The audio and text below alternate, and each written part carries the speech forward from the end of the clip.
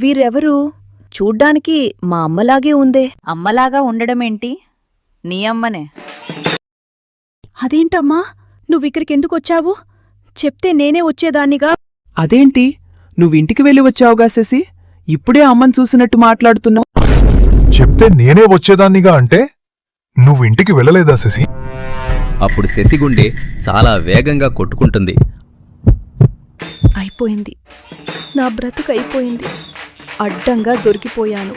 లేదన్నయ్య గారు, తన ఇంటికి వచ్చింది.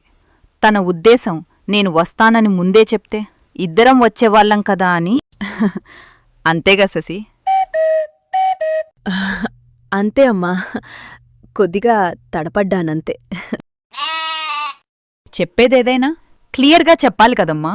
వదినగారు, అయితే తను ప్రెగ్నెంట్ అయిందన్న విషయం కూడా చెప్పిందా? చెప్పింది. అందుకే నేను చాలా సంతోషంగా ఉన్నాను. కానీ నిన్నిలా చూసాకే నాకు బాధగా ఉంది. సరేలే వదినగారు, ముందు మీరు లోపలికి వెళ్ళి ఫ్రెష్ అవ్వండి. వెళ్ళండి.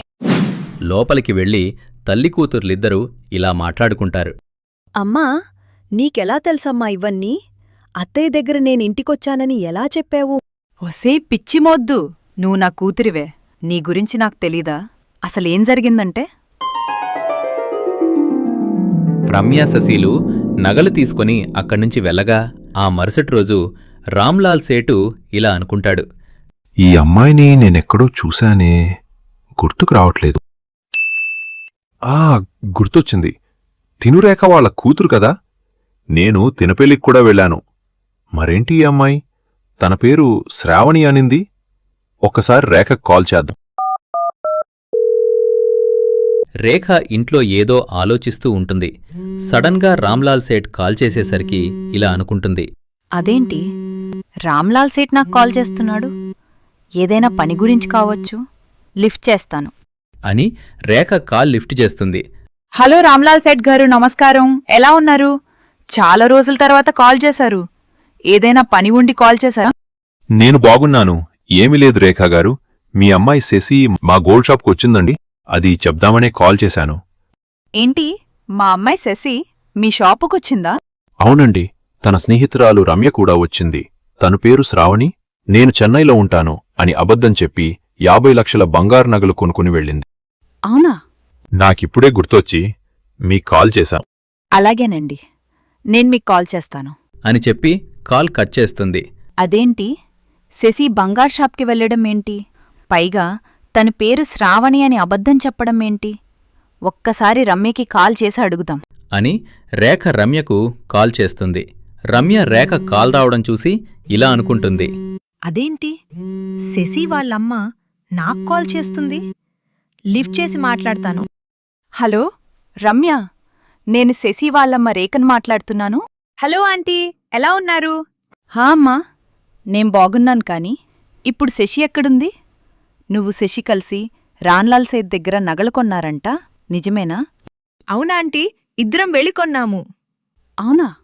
అవునా ఆంటీ, మీరే తనకి డబ్బులిచ్చి అంకుల్కి తెలియకుండా కొనుక్కోమన్నారని శశి చెప్పింది. అలా అనగానే రేఖ ఒక్కసారిగా ఆలోచనలో పడుతుంది. నేనేంటి, బంగారం నగలు చేయించుకోమని డబ్బులివ్వడమేంటి? ఏదర్థం కావట్లేదే. సరే అమ్మా, నేను మళ్ళీ చేస్తాను అని కాల్ కట్ చేస్తుంది రేఖ.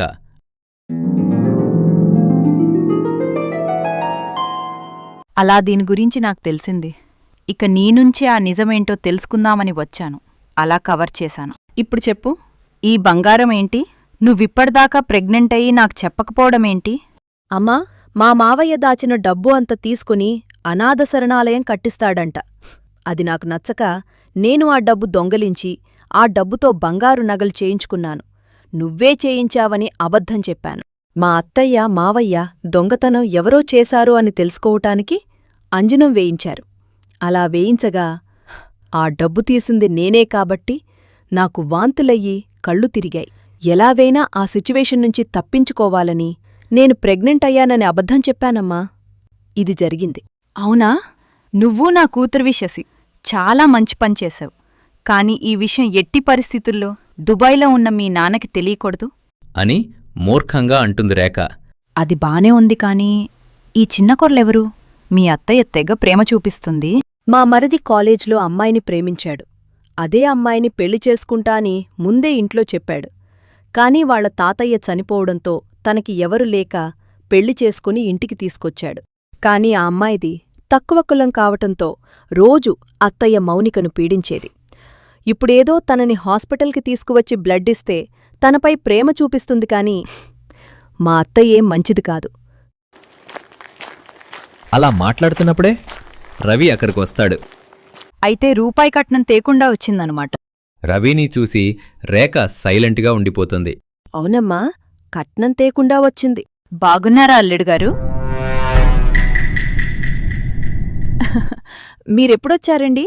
కట్నం తేకున్నా బంగారంలాంటి కోడలొచ్చింది అని చెప్తున్నా అమ్మకి. అని కవర్ చేస్తుంది శశి. ఎప్పుడొచ్చారత్తయ్యగారు? కొద్దిసేపటి క్రితమే వచ్చాను అల్లుడుగారు. అవునల్లుడుగారు, మౌనికకి మీ కుటుంబం తప్ప ఎవరూ లేరంట కదా? అవునత్తయ్యా, తనకి అన్నీ మేమే. ఆ దేవుడు తనకి ఇష్టమైన వాళ్లందర్నీ చిన్నప్పుడే తీసుకుని వెళ్ళిపోయాడు. నా తమ్ముడు తనని పెళ్లి చేసుకుని తనకొక మంచి కుటుంబాన్ని ఇచ్చాడు. అలా అంటాడు రవి. వీళ్ళు అలా ఉండగా రాహుల్ మౌనికలు ఇలా మాట్లాడుకుంటారు.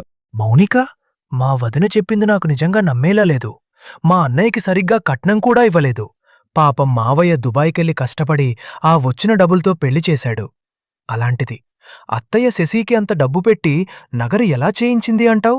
అవునండి, సరిగ్గా ఆ సమయానికే డబ్బు పోయింది. అక్క నగలు చేయించుకుంది. అప్పుడు రాహుల్కి ఒక డౌట్ వస్తుంది. అంటే ఆ రోజు నువ్వు గోల్డ్ షాప్ దగ్గర చూసింది మా వదిన్నే అంటావా? అవునండి, నాకదే డౌట్గా ఉంది. తన పక్కన వ్యక్తి కూడా వాళ్ళమ్మ ఏజ్లా లేదు, తన ఫ్రెండ్ ఏజ్లా కనిపించింది. ఒక్కసారి కనిపిస్తే ఏమో అనుకోవచ్చు, కాని శశక్క నాకు పార్క్లో కనిపించింది, హోటల్లో కనిపించింది, గోల్డ్ షాప్ దగ్గర కనిపించింది.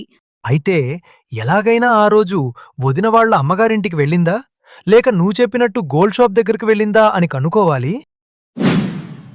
రఘు లక్ష్మిని ఇలా అడుగుతాడు. లక్ష్మి, డాక్టర్ని రిపోర్ట్స్ చూసి నువ్వు ఉపవాసముండి కళ్ళు తిరగలేదు, ఫుడ్ పాయిజన్ వల్ల కళ్ళు తిరిగాయి అంటున్నాడేంటి? ఆ రోజు నువ్వు శశి కోసం ఉపవాసం ఉండి కళ్ళు తిరిగాయని చెప్పావే. అవునండి, నాకు నీరసంగా ఉండి కళ్ళు తిరిగాయి. నాకు తెలిసి రిపోర్ట్స్ తప్పుగా ఉండుంటాయండి అని అంటుంది లక్ష్మి. రేఖ వచ్చిందిగా, నేను ముందు వెళ్ళి వంట ఏం చేయాలో చూసి వస్తాను అని లక్ష్మి మౌనికని పిలిచి తనతో ఇలా అంటుంది. అమ్మా మౌనిక, నువ్వు చికెన్ బాగా చేస్తానని చెప్పావుగా, రేఖ వచ్చిందిగా, నువ్వు చికెన్ వండు. అలాగే అత్తయ్య, వండుతాను. ఈరోజు మౌనిక వంట అంటే ఏంటో మీకు రుచి చూపిస్తాను. అప్పుడే అక్కడికి శశి వస్తుంది. అత్తయ్యా, ఈరోజు నన్నేం వంట చేయమంటారు? బెండకాయ ఫ్రై చేయమంటారా? నీ బెండకాయ ఫ్రైకో దండం తల్లి. ఈరోజు నువ్వు లీవ్ తీసుకో. మౌనిక ఈరోజు ఎంతో టేస్టీగా చికెన్ వండుతుంది అని లక్ష్మి అనగానే శశికి కోపం వస్తుంది. మాట్లాడకుండా వెంటనే అక్కడ్నుంచి రూమ్కి వచ్చేస్తుంది. ఏమైంది శశి, డల్గా ఉన్నావ్? ఛీ, ఇన్ని రోజులు నేను చేసింది తిని అది ఈరోజు చికెన్ వండుతుందని నన్ను కరివేపాకులా తీసి పక్కన పెట్టేస్తుంది. అవునా, నువ్వేం బాధపడకమ్మా. నీకో ఐడియా చెప్తాను, అలా చేద్దాం. మౌనిక ఎంతో ఇష్టంగా అందరూ తింటారని అదిరిపోయే చికెన్ వండుతుంది. గ్యాస్ ఆఫ్ చేసి మౌనిక అక్కడ్నుంచి వెళ్ళిపోతుంది. మౌనిక వెళ్ళిపోవడం చూసి అక్కడికి శశిరేఖలు వస్తారు. అబ్బా, ఏమో అనుకున్నాను కాని నిజంగా చికెన్ వాసన సూపర్గా వస్తుంది శశి. నాకు నోట్లో నీళ్లు ఊడుతున్నాయి. ప్లాన్ పక్కన పెట్టి మనం కూడా వెళ్ళి తిందామా? అరే ఏంటమ్మా, నీకైతే ఎప్పుడు తిండిగోలే. అది చేసిన చికెన్ ఈరోజు మొత్తం నేలపాలు కావాలి అని ఎంతో మూర్ఖంగా మౌనిక వండిన చికెన్లో ఉప్పు కలుపుతుంది. మెల్లగా అక్కడ్నుంచి వెళ్ళిపోయి ఏమీ తేలినట్టు ఇద్దరూ వెళ్ళి డైనింగ్ టేబుల్ దగ్గర కూర్చుంటారు. లక్ష్మీరాఘవయ్యలు కూడా తినడానికి కూర్చుంటారు. రాఘవయ్య వంటింట్లో నుంచి వస్తున్న స్మెల్ పిచ్చుకుంటూ ఇలా అంటాడు. అమ్మా శశి, ఈరోజు ఏం వంట చేసావమ్మా? స్మెల్ అదిరిపోయింది. ఏవండి, ఈరోజు వంట చేసింది మీ పెద్ద కోడలు కాదు, మీ చిన్న కోడలు మౌనిక. అప్పుడు రేఖ ఇలా అంటుంది. ఓహో, అయితే ఈరోజు స్పెషల్ అన్నమాట. అప్పుడు శశి ఇలా అంటుంది. ఆకలేస్తుందత్తయ్యా, ముందు మౌనికనే పిలువు. అమ్మా మౌనిక, తొందరగా రామ్మా, అందరూ నీకోసమే వెయిటింగ్. అలా అనగానే మౌనిక అక్కడికి వస్తుంది. ఇదిగో అత్తయ్య, వడ్డిస్తానుండండి. అని మౌనిక అందరికి వడ్డిస్తుంది. రామ్మా నువ్వు కూడా వచ్చి కూర్చో, అందరం కలిసి తిందాం. వద్దత్తయ్య, ముందు మీరు తినండి, నేను వడ్డిస్తాను. అలా రాఘవయ్య అన్నం కలిపి నోట్లో ఒక ముద్ద పెట్టుకుంటాడు. లక్ష్మి కూడా పెట్టుకుంటుంది కాని శశిరేఖలు మాత్రం తిన్నట్టు నటిస్తారు. ఛీ, దిన్నెవరైనా కూర అంటారా? కూరలో ఎవరైనా ఇంత ఉప్పేస్తారా? మనిషన్నవాడసలు ఇది తింటారా? ఇది తినడానికి చేశారా లేక చెత్తలో పడేయటానికి చేశారా? మౌనికకి ఏమీ అర్థం కాదు. ఏంటి మౌనిక ఇది? కూరలో ఇంత ఉప్పు వేశావు, అసలిది తినేలా లేదు. అవునమ్మా, ఉప్పు చాలా ఎక్కువైంది. ఇది తింటే నా బీపీ ఖచ్చితంగా పెరుగుతుంది. ఇది తీసుకువెళ్ళి పడేయమ్మా. అయ్యో, నేను సరిగ్గానే వేశాను మావయ్య. అత్తయ్య కొద్దిగా రుచి చూసి మరీ గ్యాస్ ఆఫ్ చేశాను. ఏంటిది వదినగారు? ఇది కూరలో ఉప్పేసినట్లేదు, ఉప్పులో కూర వేసినట్టుంది. వచ్చిన్నప్పటినుంచి ఎంతో ఆకలితో ఉన్నాను.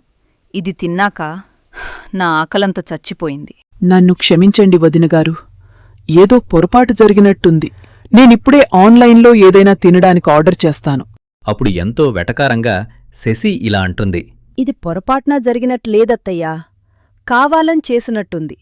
నేనప్పుడే చెప్పానత్తయ్యా, నేను వండుతాను అని. నువ్వు వింటేగా? అలా అంటావేంటక్క, నేనెందుకు కావాలని ఉప్పేస్తాను? అని మౌనిక బాధపడుతుంది. ఆ మరుసటి రోజు ఉదయాన్నే మౌనిక లక్ష్మీతో ఇలా అంటుంది. అత్తయ్య, నేను నీకు బాగవుతే మాతగుడిలో 101 ప్రదక్షిణాలు చేసి నిప్పుల గుండం తొక్కుతానని మొక్కుకున్నానత్తయ్యా. ఎందుకమ్మా నేనంటే నీకంత ప్రేమ? అని కళ్ళలోకి నీళ్లు తెచ్చుకుంటుంది లక్ష్మి. సరే పద, అందరం కలిసి వెళ్దాం. పొద్దునే శశిరేఖలు ఇలా మాట్లాడుకుంటారు. నిన్నిచ్చిన దెబ్బకి మౌనిక షాక్ అయిపోయినట్టు ఉంటుంది కదా అమ్మా? అవును శశి, తన్ని పిచ్చిదాన్ని చేశాము. అని మాట్లాడుకోగానే అక్కడికి లక్ష్మి వస్తుంది. ఏంటి పొద్దున్నే తల్లి కూతుర్లిద్దరూ సీరియస్ డిస్కషన్లో ఉన్నట్టున్నారు? ఏం లేదు వదినగారు, మీ అన్నయ్య దుబాయ్లో ఉన్నాడు కదా, ఫోన్ చేసి చాలా రోజులవుతుందని అనుకుంటున్నాం. అవునా? సరేగాని నేను మౌనిక మీ అన్నయ్య గుడికి వెళ్దాం అనుకుంటున్నాం.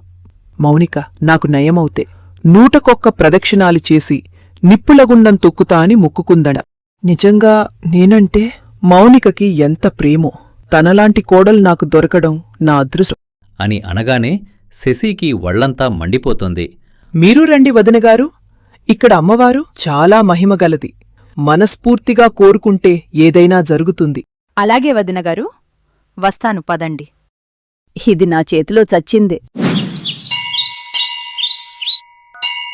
ముందుగా మౌనిక, లక్ష్మీరాఘవయ్యలు లోపలికి వెళ్తారు. అమ్మవారిని చూడగానే మౌనిక ఇలా మొక్కుతుంది. అమ్మా మాత, నీ వల్ల ఈరోజు మా అత్తయ్య కోలుకుందమ్మా. నీకు నేను మొక్కినట్టే 101 ప్రదక్షిణాలు చేసి నిప్పుల గుండం తొక్కుతాను తల్లి. అమ్మా తల్లి, మేము చేసిన తప్పుల్ని క్షమించి మా ఇంట్లో అందర్ని చల్లగా చూడు తల్లి. అని అందరూ మొక్కుకుంటారు. అత్తయ్య, నేను వెళ్ళి ప్రదక్షిణాలు మొదలు పెడతాను అత్తయ్య. అవును మౌనిక, శశిరేఖలు ఎటు వెళ్లారు?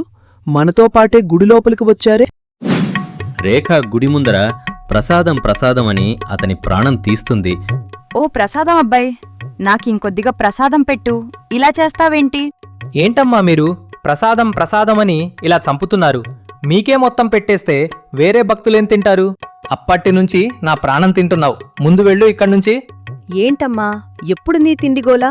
ప్రసాదం ప్రసాదంలా తినాలి, ఇంట్లో అన్నం తిన్నట్టు తినకూడదు. నువ్వుండవే, గుడిలో ప్రసాదం చాలా రుచిగా ఉంటుంది. నీకేం తెలుసు? అమ్మా వెళ్ళేటప్పుడు తీసుకుందాలే అమ్మా. ముందు పదా, అందరు లోపల ఎదురు చూస్తుంటారు. అని శశిరేఖలిద్దరూ లోపలికి వెళ్తారు. శశిక, నేను గుడి చుట్టూ ప్రదక్షిణాలు చేస్తాను. మీరు అత్తయ్య మావయ్య వెళ్ళి విశ్రాంతి తీసుకోండి. అప్పుడు శశి వెటకారంగా ఇలా అంటుంది. చెల్లె మౌనిక, ఇప్పుడు ప్రదక్షిణాలవసరమా? చెప్పు, ఒక 5 చేసి మొక్కుకో సరిపోతుంది. ముందే ఇప్పుడు పరిస్థితులు బాలేవు.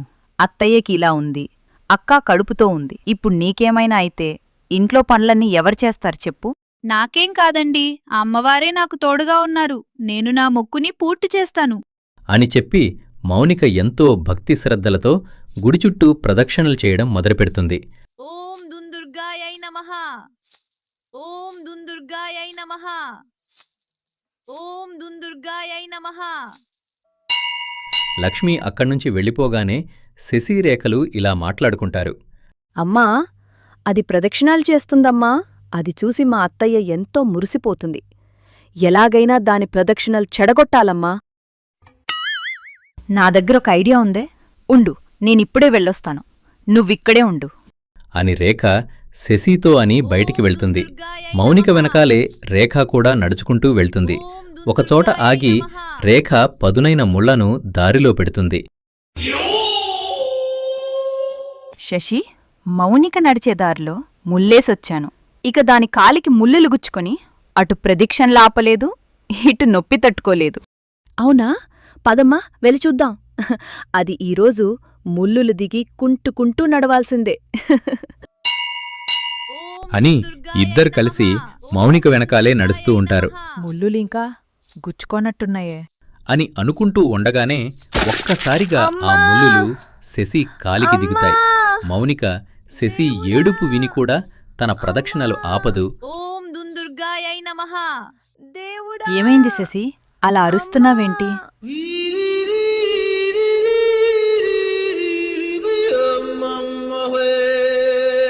ముళ్ళు గుచ్చుకుందే.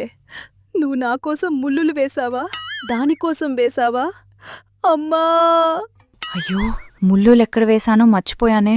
అప్పట్నుంచి అదే వెతుకుతున్నా. అది నీకే గుచ్చిందన్నమాట. చిచి, నువ్వేం తల్లివే? దేవుడా, రక్తం కూడా వస్తుందే. నన్ను క్షమించు శశి, నేను నిజంగా మర్చిపోయానే. పద, ఎక్కడైనా కూర్చుందువుగాని నీ కాలి ముళ్ళు తీస్తాను. లేకపోతే అది సెప్టిక్ అయ్యి నీ కాలు కొట్టేస్తారు. ఏంటమ్మా, లేనిపోని భయాలు పెడతావు? అని అలా కుంటుకుంటూనే శశి లక్ష్మీ దగ్గరికి వెళ్తుంది.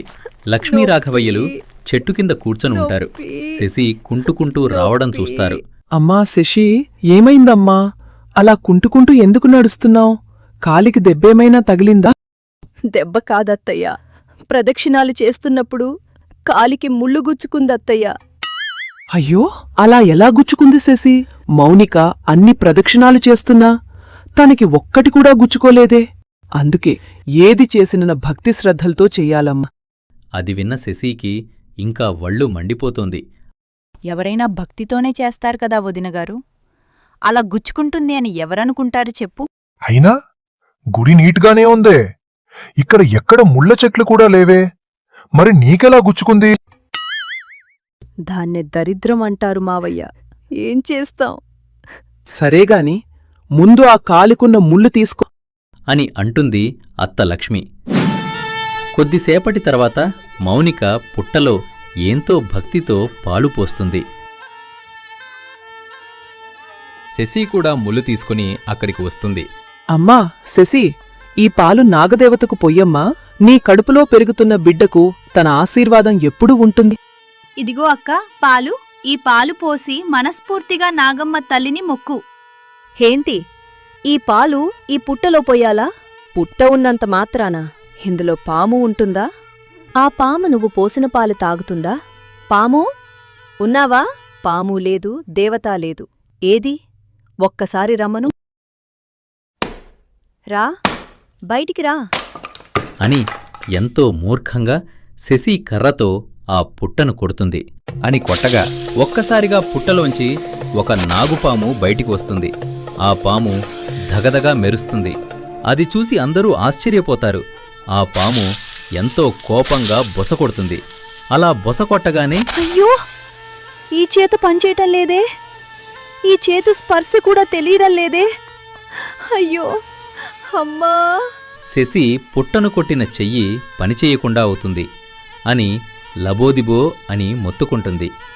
అప్పుడు మౌనిక, అయ్యో, తప్పు జరిగిపోయింది. నాగమ్మ కోపంతో ఉంది. పుట్టనెందుకు కొట్టావక్కా? అమ్మా, నాగదేవత క్షమించమ్మా. తను ఏదో దాని తెలియక చేసిందమ్మా. తన్ని క్షమించు. అమ్మా తల్లి, నా కోడలు కడుపుతో ఉందమ్మా. తన్ని క్షమించి తల్లి, దయచూపమ్మా. అమ్మా నాగదేవత, నన్ను క్షమించు. తప్పు చేశాను. ఇంకెప్పుడిలా చెయ్యను. అని శశి వేడుకుంటుంది. నాగమ్మ శాంతించగానే తన చెయ్యి మునపటిలా మారిపోతుంది. రాఘవయ్య అప్పుడే గుడిపక్కనే ఉన్న అంజనం వేసే అంజయ్య ఇంటికి వెళ్తాడు. అలా కొద్దిసేపటి తర్వాత చీకటి కానే వచ్చింది. గుడిలో బగబగా మండే నిప్పులగుండం సిద్ధమవుతుంది. ఆ నిప్పులను చూసిన శశిరేఖలు లీలా మాట్లాడుకుంటారు. ఏంటమ్మా, ఈరోజు నువ్వేసిన ప్లాన్లన్నీ ఫెయిల్ అయ్యి నా మీద పడుతున్నాయి. ఏది వర్కౌట్ అయ్యేలా లేదమ్మా. అప్పుడు రేఖ ఇలా అంటుంది. శశి, నా దగ్గర ఒక బ్రహ్మాండమైన ప్లాన్ ఉందే. ఇది ఖచ్చితంగా పనిచేస్తుంది. అని మౌనికని అక్కడికి పిలుస్తారు. చెల్లి మౌనిక, నిప్పులగుండం తొక్కే ముందు ఈ తీర్థం తాగురా. ఇది తాగితే నువ్వు నిప్పులగుండంపై నడిచినప్పుడు పెద్దగా నొప్పి పుట్టదు. అవును మౌనిక, ఇది నీకోసమే తెప్పించాము, తాగు. అని అనగానే శశి తనపై చూపిస్తున్న ప్రేమనని చూసి మౌనిక చాలా సంతోషపడుతుంది. అక్కా, నిజంగా నేనంటే నీకెంత ఇష్టం అక్కా. నువ్వు నా జీవితంలో ఉండడం నేను చేసుకున్న అదృష్టం. అని తను తెచ్చిందేంటి అని ముందు వెనక ఆలోచించకుండా ఆ గ్లాసులో ఉంది మొత్తం తాగేస్తుంది. అక్కడ్నుంచి నిప్పులగుండం దగ్గరికి వెళ్తుంది. మౌనిక నిప్పులగుండం ఎదురుగా నిల్చుంటుంది. ఆ బగబగా మండే నిప్పులగుండం చూసి అత్త లక్ష్మి మౌనికతో ఇలా అంటుంది. అమ్మా మౌనిక, ఆ గుండం చూస్తే నాకు భయంగా ఉందమ్మా. వద్దు మౌనిక, నువ్విది చెయ్యకు. అత్తయ్య, మీరేం కంగారు పడకండి అత్తయ్య, నాకేమీ కాదు. శశికి డౌటొచ్చి రేఖను ఇలా అడుగుతుంది. అమ్మా, ఆ జ్యూసేంటమ్మా? దానివల్ల తనకేమవుతుంది? అదొక కెమికల్ జ్యూసే. అది తాగి నిప్పులో అడుగు పెట్టాలే గాని తను అక్కడికక్కడే మంటలో పడిపోతుంది. అని చెప్పి మౌనిక గుండం వైపు నడుస్తుండగా ఒక్కసారిగా ఉరుములు ఉరుముతూ మేఘాలు చీలిపోయేంతలా పెద్ద వర్షం పడుతుంది. దాంతో ఆ నిప్పులగుండం మొత్తం ఆరిపోతుంది. అంత ఎక్కువగా అలా వర్షం పడడం చూసి లక్ష్మీ మౌనికలిద్దరూ ఆశ్చర్యపోతారు. ఏంటత్తయ్య, వేసవి కాలంలో ఇంత భారీగా వర్షం పడుతుంది, గుండం కూడా మొత్తం ఆరిపోయింది. నేనేమైనా తప్పు చేసినందుకు ఇలా జరిగిందా? అమ్మా మౌనిక, నువ్వేమీ తప్పు చేయలేదమ్మా. ఆ తల్లే నిన్ను గుండం తొక్కకుండా చేసింది అంటే దానికేదో బలమైన కారణం ఉండే ఉంటుంది. అప్పుడే శశిరేఖలపైన పిడుగుపడుతుంది. దానికి వారిద్దరూ ఎగిరి కింద పడతారు. వాళ్ళిద్దరి మొహాలు మొత్తం మాడిపోతాయి. రాఘవయ్య రావడం చూసిన అంజయ్య ఇలా అంటాడు. రాఘవయ్య గారు, ఏంటి ఇలా వచ్చారు? అంజయ్య, ఇప్పటికీ మా ఇంట్లో ఆ డబ్బు తీసిన వ్యక్తి ఎవరో తెలియట్లేదంజయ్య. రాఘవయ్య గారు, మీ ఇంట్లో డబ్బు దొంగతనం చేసిన వారు ఒకరు కాదు, ఇద్దరు. అది ఎవరంటే? అందరికీ నమస్కారమండి. నా పేరు శశి. నాకు తగిన శాస్తి జరిగిందని మీకనిపిస్తే ఖచ్చితంగా మా పాల డబ్బా స్టోరీస్ ఛానల్ని సబ్స్క్రైబ్ చేసుకోండి. అమ్మా!